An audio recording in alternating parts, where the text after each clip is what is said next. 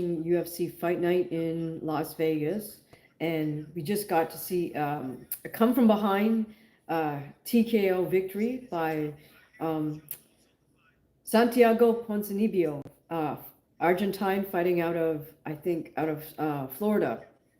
I think he's with American Top Team. He just managed to stop Carlston Harris, who's Guyanese, and fights out of Brazil. Now, the interesting thing with this was Harris was actually ahead. He dropped the Argentine towards the end of round one.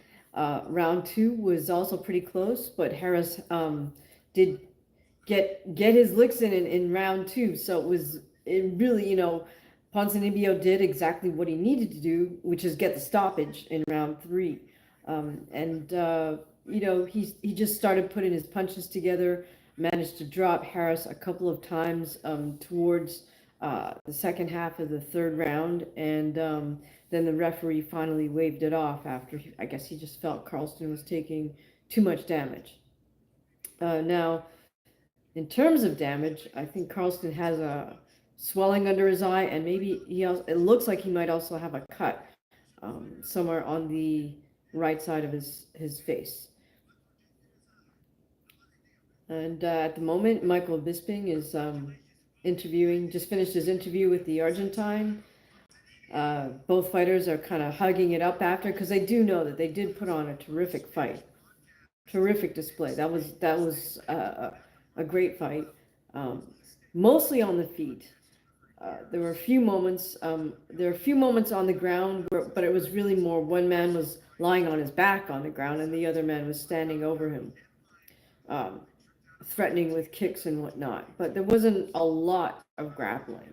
There were some good little scrambles from where one fighter got up off the ground, particularly Harris, but there wasn't a lot of jiu-jitsu or anything like that going on. Okay, so the main event for this UFC card is Mackenzie Dern versus Amanda Ribas. This is a rematch. Now, I gotta admit, I'm really not a Mackenzie Dern fan. She kind of lost me, I think, when she came in really overweight a couple of times. Granted, it was earlier on in her career, but as a fighter myself, it's like if you're more than like a pound or two over, it just starts to get egregious. And I think Dern came in once like maybe as high as 7 pounds over or something ridiculous like that. Uh, Now, I guess the theme is, she's turned over a new leaf. She's a mom. She has a baby or a young daughter, and been working on her striking a lot. But again, just to state my bias up front, I'm really not a Mackenzie Dern fan. Kind of favor the judoka Ribas a little more, just because. But I think this will be an interesting matchup. I think in a sense that Dern kind of overestimates her striking abilities. And, I understand that she's a world champion in jiu-jitsu, but it's like, by the same token, if you're world champion in one aspect of MMA, then you know how hard you had to work to get to that level, to even get to a black belt level, let alone, a world-class competitor. So have the same amount of respect for the other arts that you're not, you didn't start out in. Like, have that same amount of respect for striking, whether it's, whether you're studying boxing, kickboxing, or Thai boxing.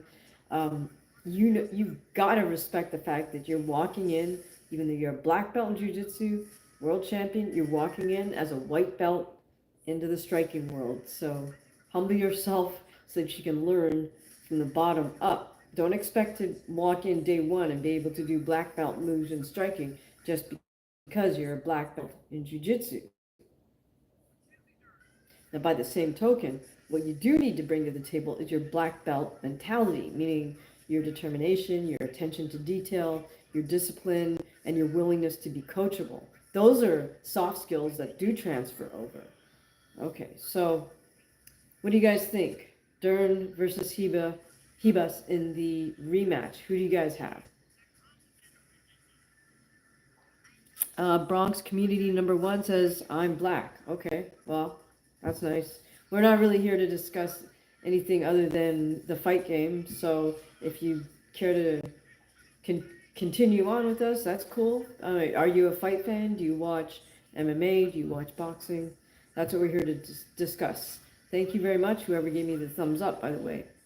By the way, you're always welcome to leave a super thanks or a gift. I don't know if you guys are aware that you can leave gifts on lives now. Apparently, it's a new feature.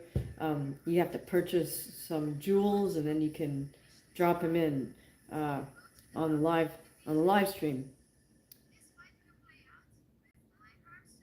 Vito Juice says, "What are the options again?" Well, basically, I'm watching UFC Fight Night in Vegas. We're about to have the main event between Amanda Hebus and Mackenzie Dern, female fight. That's the title, or that's the main event for this card. So, if you're also a boxing fan, I'm happy to talk about boxing too during the little breaks in the action, or maybe after. Wavy says Dern versus Hebus. Not sure. Could go both ways. All right, fair enough. Um, Bruce, gas, boxing, jazz, and more says peace. Peace to you too. Beetlejuice says I got Dern. Okay.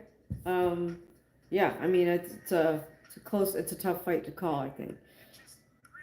Do I think Keith Thurman will ever box again? That's a great question. I do know that Keith Thurman has been hired a couple times to do boxing commentary. I will maintain to this day that I believe they completely just use Keith Thurman with his agreement, as a placeholder.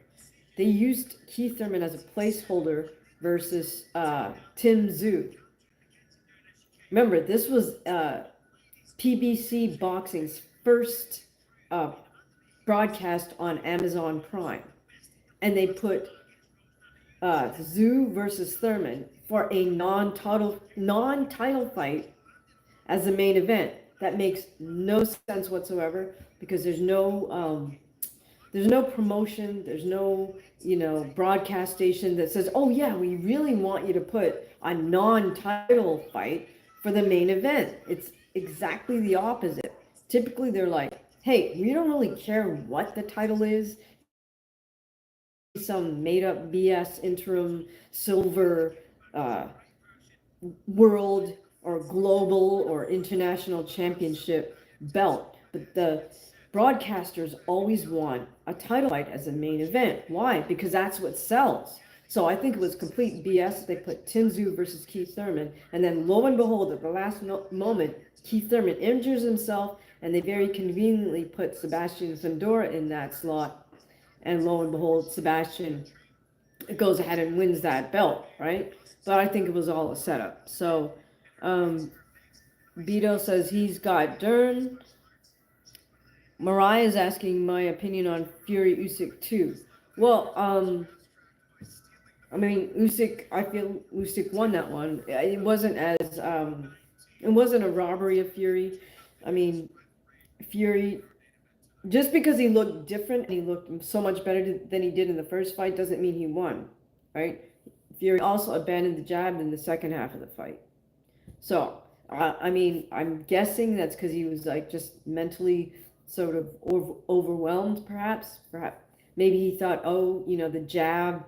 I've revised my game plan, and this jab is going to make all the difference. And then when he found it didn't really make as much of a difference as he wanted in the first half of the fight, maybe that's why he abandoned it for the second half of the fight. I don't know. Beetlejuice says it's weird that they did that. Yeah, if you're talking about the Tim Zhu Keith Thurman thing, and then Zhu's out with an arm injury, right? Supposedly he tore his bicep. Now here's the thing with that.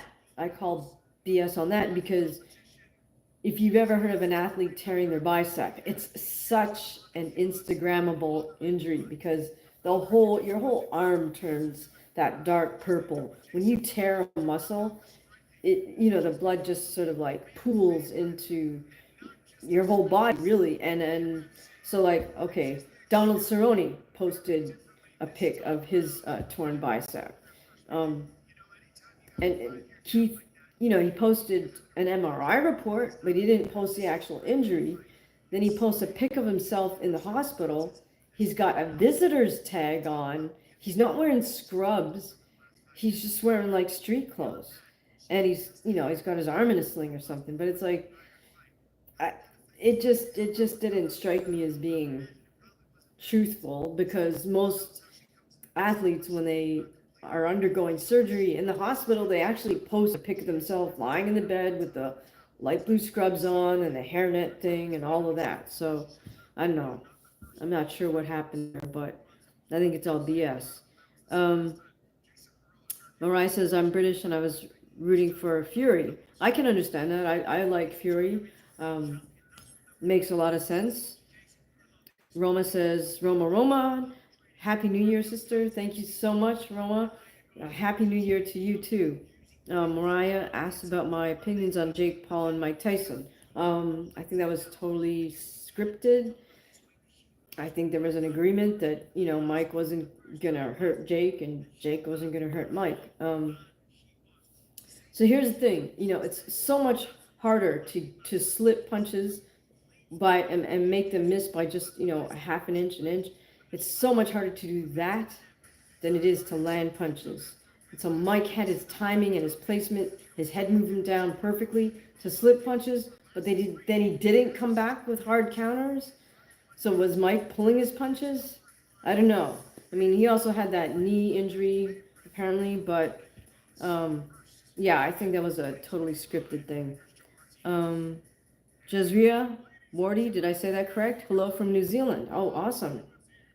Fond hello to you guys in New Zealand. Charles Riley's here.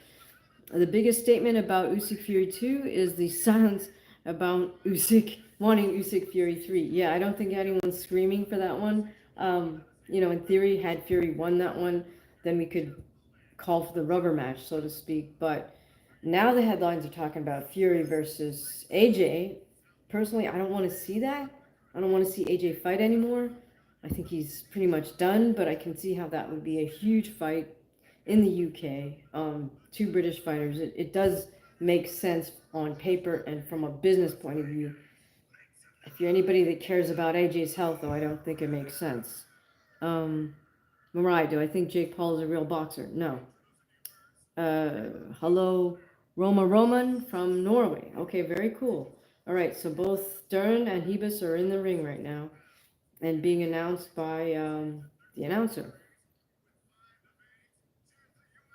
Jezreel says Jake Paul is definitely not a real boxer, LOL. Name a real boxer he's knocked out. LOL. Yeah, okay, nobody. But aside from the fact that he hasn't knocked out a real boxer and he's fought Tommy Fury. He fought and lost to Tommy Fury. He fought and defeated two guys. I think I've broken this down in one of my videos that were just manufactured opponents. But Jake Paul, I mean, I get it. People are like, oh, but he trains like a real boxer. Actually, no, he doesn't, because real boxers have a certain amount of pressure on them. He doesn't, in the sense that he's going to make the money no matter what. He's financially secure. The boxing is just, it's another way to get his face and his name out there. It's not like he's boxing because he needs to. And quite frankly, I have a little bit of insider knowledge about Jake Paul and his brother and the way they train and stuff. And it's not how, trust me, it's not how a real professional boxer would train. Charles says, I want Jake Paul versus Butterbean. I hear Butterbean's kind of rehabilitated himself. He was really in a bad way for a little bit. All right, here we go with Dern and Hebus. Both ladies are fighting out of orthodox stance. Both have a very similar height and build, with Hebus being slightly sort of skinnier, narrow shoulders, and Dern being, a little bit bigger up top. Both women just feeling each other out, throwing a few inside kicks, a few leg kicks, calf kicks.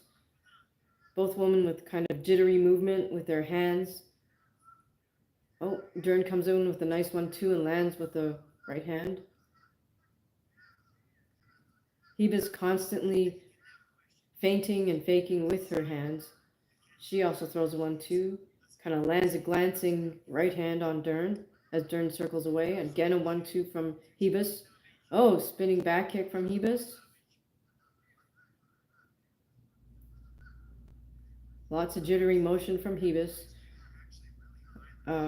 Dern counters with a 1-2. Series of kicks from Dern. Dern keeps circling away counterclockwise. Oh, Dern's starting to throw her punches a little bit wide. I don't really like that. Oh, a 1-2-1 from Hebus.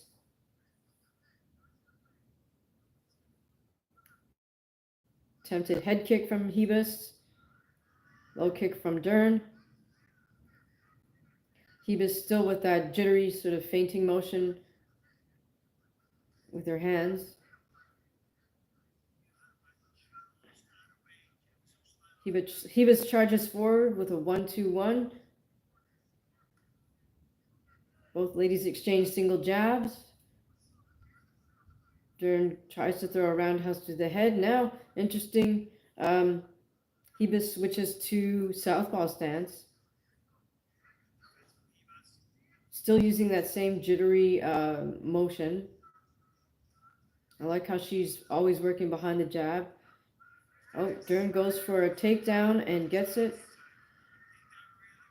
Hebus is on her back. Dern is in her full guard. Hebus now has full close guard.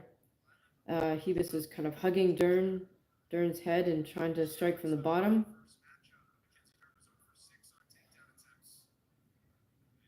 It's Vlogs. Hi, thank you for the love. Craig Pickering. Is my sound messed up? Okay, that's as loud as it goes. Is that better? Okay, so thanks, Craig, for the heads up on that. Okay, good. All right, so Hebus is still in bottom. She's got Dern in her full guard, kind of just hugging Dern's head and trying to work in strikes. We have under 2 minutes to go. So let's see how the rest of this round plays out.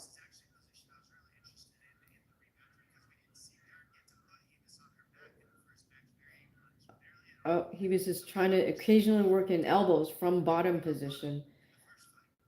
I think Dern is just trying to be patient here and ride the position out a little bit. Let Hebus kind of tire herself out.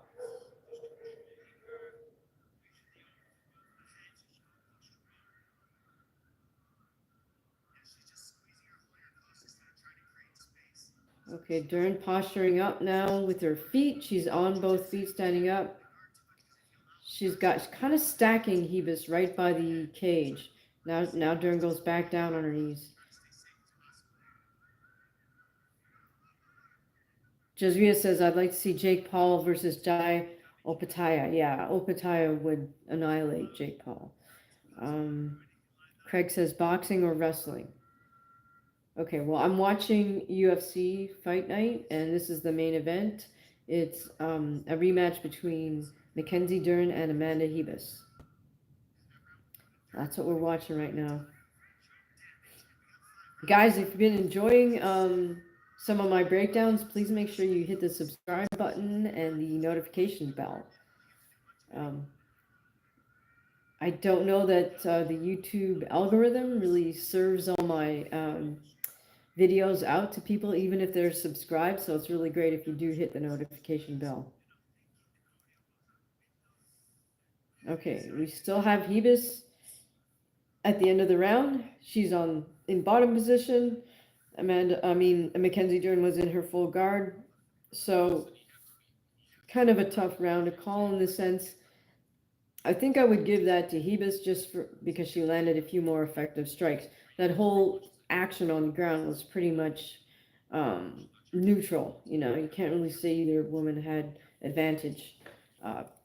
Dern being in top position, but being locked in full guard, and Hebus having the full guard.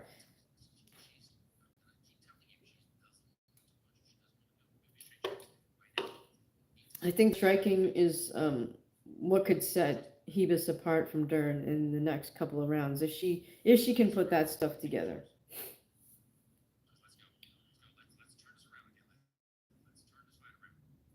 Okay, so Hebus's corner is telling her she needs to turn the fight around. I guess some judges would probably give that first round to Dern just because she was in top position, even though she didn't do anything from that position. She didn't go for a submission. Okay, so here we go. Beginning of round two, both women come out again in orthodox. Right away, we have Dern starting with some kicks. Hebus tries a low inside kick, a few hand strikes, and then high kick to the head. And again, Hebus with lots of jittery movement. Oh, nice. Dern shoots in for a takedown. Hebus counters with like a left Uchimata, gets Dern down on the canvas in the center of the cage. Now, in this case, Hebus is in Dern's almost full guard. It's about to turn into a full guard. And Dern is basically from bottom position is trying to um, frame Hebus and then try to get in the occasional elbow, it looks like.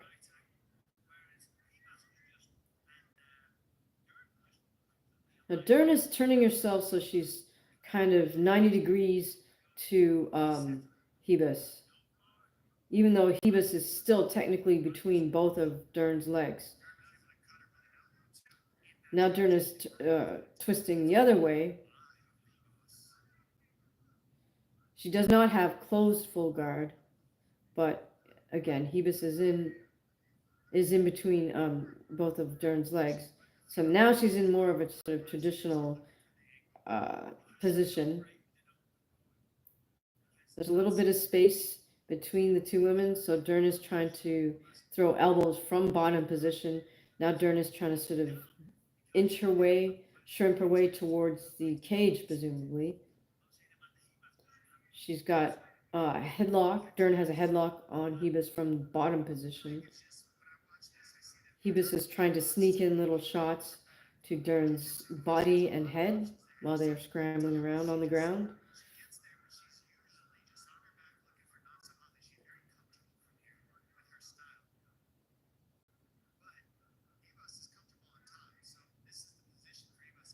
So we have just under 3 minutes remaining in this second round. So this kind of depends, how long do both these women want to stay in this sort of neutral position, right? Because neither one is making a lot of progress. Dern's not making much progress from bottom. Hebus isn't making much progress from top. Again, Dern's still trying to work elbows from bottom position. Hebus is trying to get in some body strikes from top position.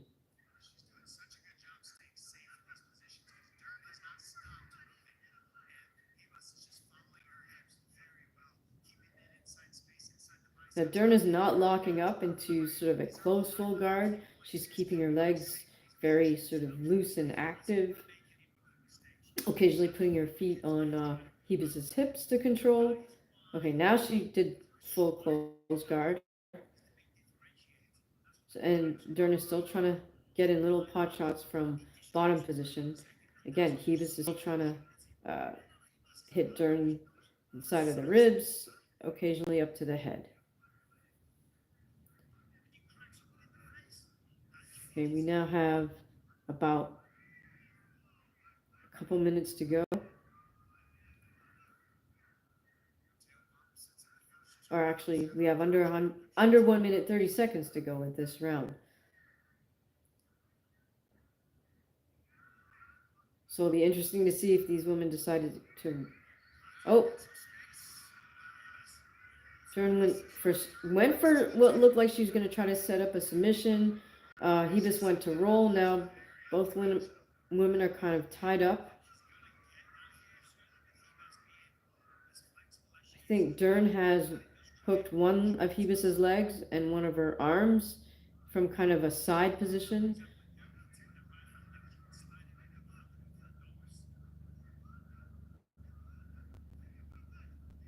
Hebus works into being again on top position in kind of a reverse judo pin position. Oh goodness, but now Dern has hooked one of Hebus's arms with her legs. Hebus leaves, gets out, tries to roll through, and now we've got Dern in Hebus's full close guard.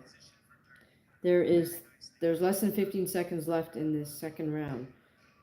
So both women are trying to inflict strikes from this closed guard position. Hebus from the bottom, Dern from top. So I don't know. Again, that's a tough round to kind of call. Just because neither woman was able to advance on the ground. So they both need a big third round, in my opinion. What fights are you guys looking forward to in February?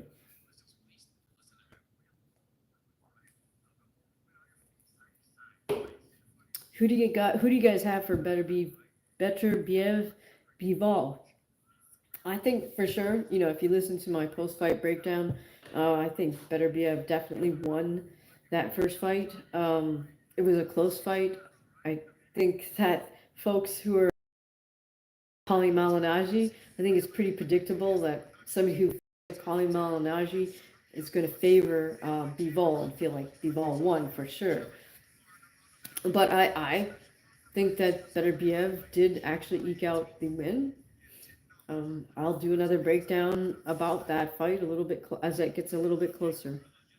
Charles says Bivol. Does that mean you felt Bivol won, Charles, or do you think you're gonna pick Bivol to win in the rematch? Okay, here we have Hebus coming out in southpaw position. Dern is sticking to her orthodox. Again, both women open up with some kicks that are not effective. Hebus again using that jittery motion back and forth, in and out with her right jab, and kind of fitting with her head motion. Dern constantly circling out counterclockwise. Hebus lands a nice 1-2 from southpaw position and tries a lead right hook. Dern shoots in again for a takedown. Does not get it. Dern kind of anticipated it and got the wizard grip. Hebus anticipated Dern's takedown, got the wizard grip, and now Dern has Hebus against the cage. Both women are kind of in a clinch on the cage. Dern's trying to inflict some knees. Again, Dern has a right underhook. Hebus has the left overhook on that same arm, which keeps it in neutral. So Charles is saying, Bivol this time. Okay, got it. Oh, nice work by Hebus. She does kind of a judo throw and gets Dern down to the ground. Nice work by Hebus, kind of keeping that overhook. But Dern pivots around and it has Hebus in her full guard at the moment. Now there's a little more space between the women at this point because Hebus's head is a little bit further back. It's not right over Dern's neck area.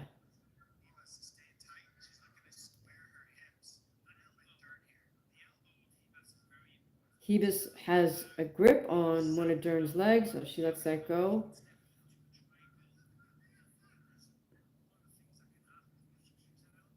Hebus is keeping her weight back away from Dern. Dern has kind of a half butterfly guard, sort of.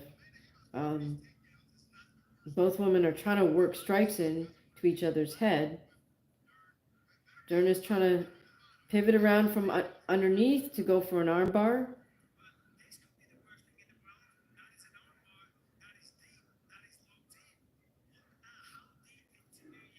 Dern has both legs locked. Now she looks like she's kind of got that triangle lock with her legs on Hebus.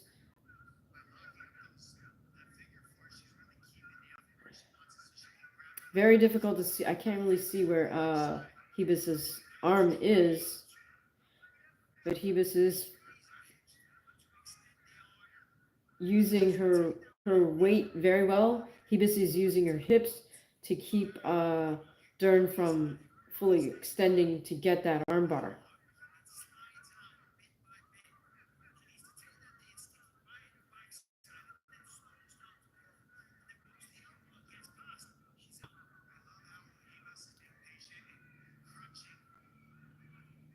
Yeah, Hibis is doing a good job just to keep her weight in the right position. Oh, but Dern rolls her to the other side. Now Dern is in top position. We have 1 minute remaining. Oh, now Dern transitions to full mount position. Very interesting. Nice move by Dern. She's using her head to sort of. Dern is using her head to press against Rahibis.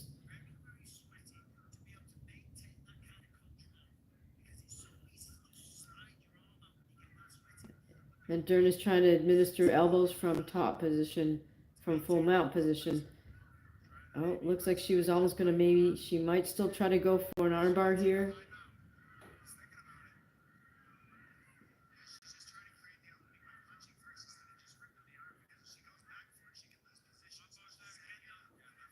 Oh, now she's going for the armbar. Hibis has her arms locked up. Got 7 seconds left. Dern fights for it. Oh my goodness. Congrats, Mackenzie Dern. She got the armbar with 4 seconds left on the clock. That was masterful jiu-jitsu, actually. All those transitions and then finally opening Hibis up. Well, that was a decisive victory. Congratulations to Mackenzie Dern. That's some truly masterful jiu-jitsu. Wow. Amazing. They're saying that's the first time Amanda has ever been submitted.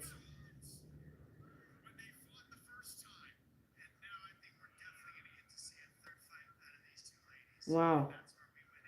So, even though I was not rooting for Mackenzie Dern, I mean, I got to give her props because that was some incredible jiu-jitsu. She had so many super smooth transitions and always maintained the superior position.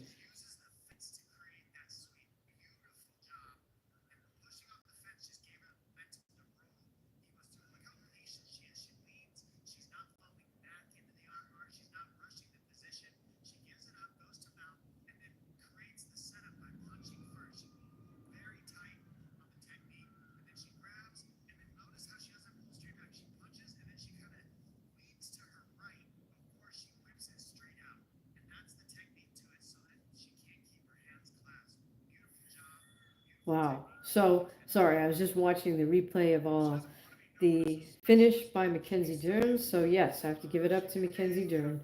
Incredible, incredible jiu-jitsu. That was awesome. All right, so you guys tell me, what other fights are you looking forward to in 2024? We got Beterbiev, Bivol. Do you think AJ should fight Fury?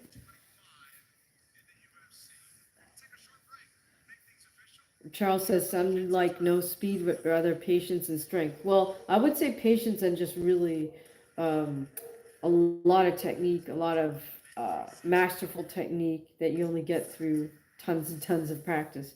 Because Dern just had such really smooth transitions from one position to the next.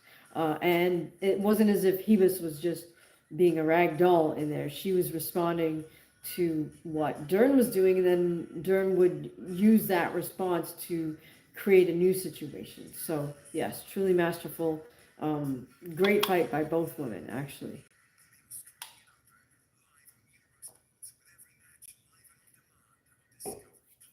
So, tell me more about what other fights you want to see in 2024. Or who do you think really was fighter of the year for 2020? I mean, who do you want to see in 2025? And who do you have as fighter of the year for 2024? As much as I like Naoya Inoue, I don't feel like he can be given, fighter of the year for 2024 simply because of the level of competition. Unfortunately, that's not really his fault at all. But in my opinion, you got to give fighter of the year to somebody who really was in there and fought a tough fight and then came out victorious. What do you guys think? Who's fighter of the year for 2024?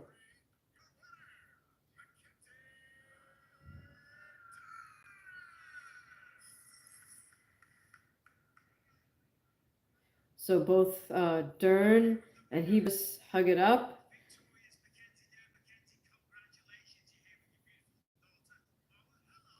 Michael Bisping's doing the interview with Dern.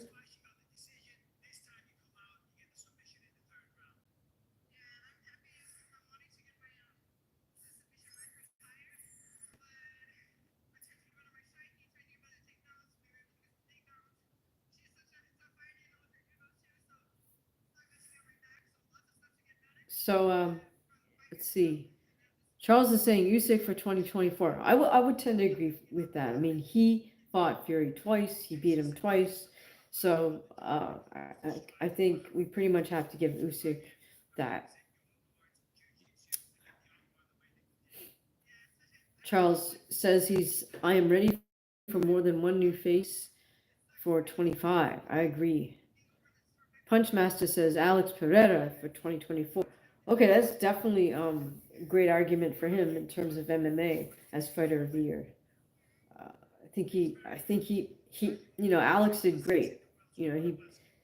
I think some people were betting against him, so to speak, right? But he did it. Um, he not only did he move up, he moved up and he did well. So, uh, who would you like to see Alex Herrera fight next?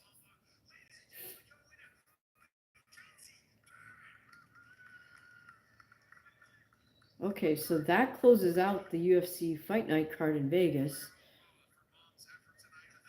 Oh, okay, so Punchmaster saying, "No, I'm kidding. He got knocked out, though." Yeah, he did. Charles is saying, Charles Oliver's comeback, 2024. Okay. Oh, do you mean Charles Oliveira? We can make an argument for him too. There are quite a few good storylines in the UFC this year.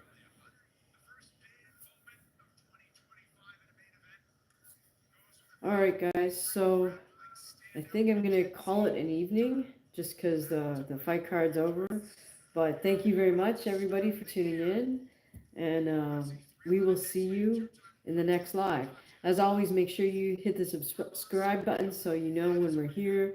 Make sure you hit the notification button or the bell, right? So you get notified when there's new content posted or when we're doing a live. And as always, if you've enjoyed some of the breakdowns, please feel free to leave a super thanks or head over to buymeacoffee.com and you can buy a coffee. All right, so I'm wishing you guys an awesome rest of your Saturday night. Have a safe, enjoyable weekend, and I will see you the next time. Thanks.